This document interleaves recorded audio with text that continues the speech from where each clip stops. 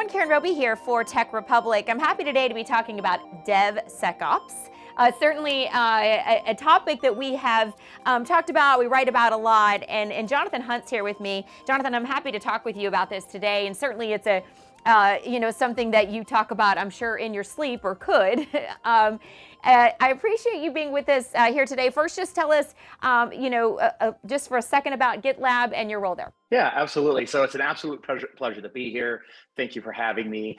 My role at GitLab is the VP of Security for the entire company, and my security department is roughly 4 sub-departments, 11 teams, and 60 people, which isn't bad for a company our size. So we definitely take security matters to heart. It's definitely our priority here at GitLab. The company itself is a complete DevOps pipeline that is designed to be a unified tool chain to not only promote the security and efficiencies that DevSecOps brings developers, but also to be a complete DevOps pipeline for engineering teams and developers as well. And when we talked, Jonathan, a little bit about, here we're at the beginning of 2022, kind of looking ahead and down the line, when we talk about DevSecOps, where do you see things going? Maybe paths changing, things just evolving in a different way. Where do you see it going? Yeah, absolutely. When we talk about trends for DevSecOps, what I tend to do is try to take a look back at the last 12 to 18 months and see what's happening in the industry, what's happening in this space, and what the customers and what our stakeholders are demanding of us. And what I've seen over the last year or so is the increasing amount of global security events, right? We remember all the way back from SolarWinds, all the way to the more recent phenomena of Log4j, I would call it, in terms of dependency security. And what I've seen is that there's a couple things that have really been made prominent from these recent events. Number one is, I think that people want to see more secure products and services, especially around their data. They're calling for it in their vendors. They're calling for it in their contracts. They're searching for solutions that's going to meet these needs. Secondly, is I'm seeing a demand for greater visibility and auditability of software. In addition to that, I would say that there's definitely a demand for more consistent application and administration of compliance and security policies within the software. So from that, what I see then happening in the near term is that I believe the DevSecOps process is going to begin providing more end-to-end visibility and auditability, which is designed to ensure that everyone, all of our stakeholders in the process, understand who changed what, where, and when, which is key to security management. I also see better implementation and application of compliance.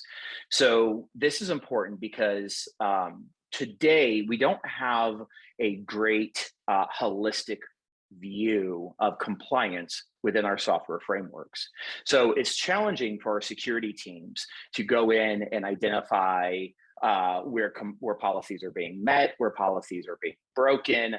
It's difficult to gather evidence. It's difficult to get all of our internal stakeholders together and aligned with sort of the objectives and goals of what the compliance of software security is all about.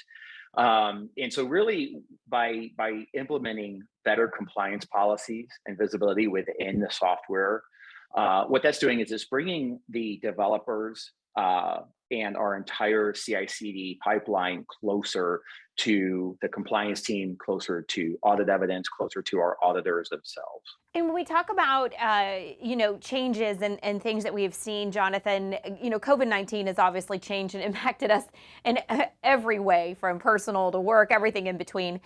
How about with DevSecOps? I mean, how do you see that having changed and continuing to as a result of this pandemic? Yeah, so DevSecOps is actually a great solution and ideology, if you will, around solving the security of remote workspaces. So if you recall before the pandemic, right, a lot of companies were confined to an office. Their network boundaries were siloed to an intranet within like a single local area network, if you will, within a building, right? And now companies are sort of challenged with understanding not only how to secure, but even how to monitor the security of remote employees. So DevSecOps actually provides that solution. What it does is it provides the security built in not only to our software development life cycles, but even all the way to the endpoints. So whereas today many companies lack the visibility on the endpoints, on where employees are connecting to the network, whether they're working from home, whether they're working from the airports or their favorite coffee lounges. So what we're doing with DevSecOps is providing the visibility and complete security from end to end. So it starts with the developer, it starts with the laptop, it starts with the engineers on their local machines, and provides that automated security implemented throughout that entire pipeline. All right, Jonathan. Well, certainly DevSecOps security in general is something we could talk about for hours and so much more to discuss there. But I really appreciate you being here with us today and your expertise on this. Absolutely. Thank you for having me. Certainly. All right. Well, thanks so much for all of you for being with us here for Tech Republic. I'm Karen Roby.